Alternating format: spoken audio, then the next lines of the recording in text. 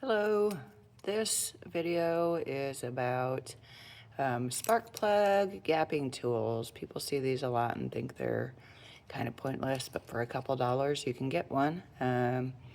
Anytime you're doing spark plugs on your car, they come pre-gapped, but you still want to check them when they're new. This one's used, this spark plug. So what you do is you slide this on the gapper at the low number, and then you slide it over until it stops. For my car, a 2011, Jeep Liberty Sport 3.7, it should be about 0.043, so we're right there. If it's too tight, then you just kind of wiggle this, start again at the low number, slide it over until it's where you need it to be, and then they're close to ready for installing. Also, you want to think about anti-seize lubricant for the threads on your spark plug to make installation and removal easier. You always hope that you don't get water or oil or anything in there, but you could. So it just preserves these. You just put a little on your finger or whatever you want and run it around the threads until you have it all the way around the spark plug. And you're close to ready to install in there. So this is a 2011 Jeep Liberty.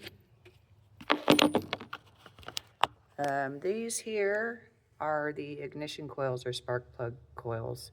So you want to look on this harness here for a button. Some of them have locks like this. So you'd slide that over to open, and then again check for a button and push down.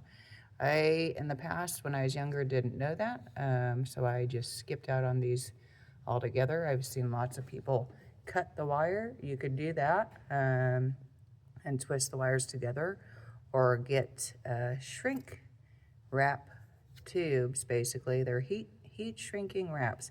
So you'd then, in theory, get the new wire or harness here, where you cut the wire and then you solder it together after having put the sleeves on there, and then you heat that with a heat gun on a low temperature until it shrinks and tightens up.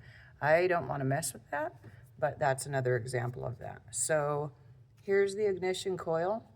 Here is the spark plug wire. I also did change these out. These are brand new and these are brand new. And underneath this and the other end, because this is a 6-cylinder, so each one of these is a cylinder.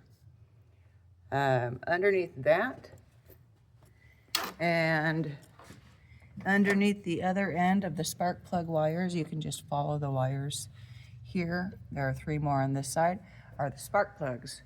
For this car, you need this size spark plug socket, 5/8 inch. What makes these different besides being a long socket or extended socket is the plastic piece inside there. So when you get the spark plug, you actually just slide it inside until it fits. Hold on just a second. So it fits right down in there, making installation and removal easier. If you're removing them, then the old one, in theory, should lock into that plastic piece as well.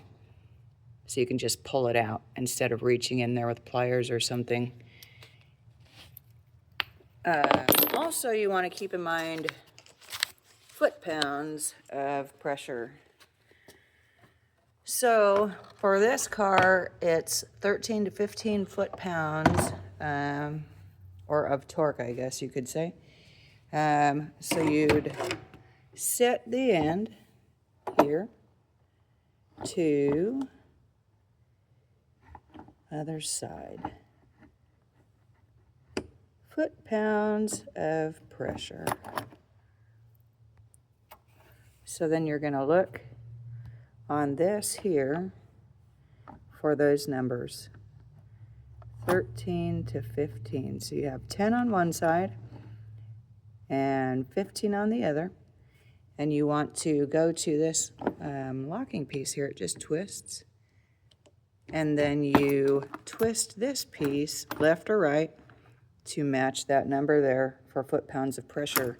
And then you just tighten it up again, and your torque wrench is usable. So that's super important to know too. That number differs per car. So if you have a Corsica, it's probably going to be, it could be the same amount of foot-pounds of pressure, but it could be different. If it's too loose, your car's not, it could start and run, but it's not going to run or be as stable with the RPMs or firing order or ignition.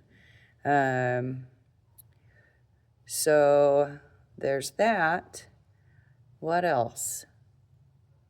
That's what I can think of today. Oh, if it's too much, then you could potentially punch a hole in your cylinder, which would be costly. Again, your car might run, but it's not going to run as smoothly.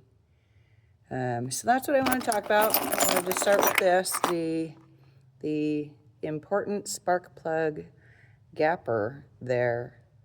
Don't forget, even though it's only a couple dollars, it's super handy and definitely useful. This is a 2011 Jeep Liberty Sport 3.7.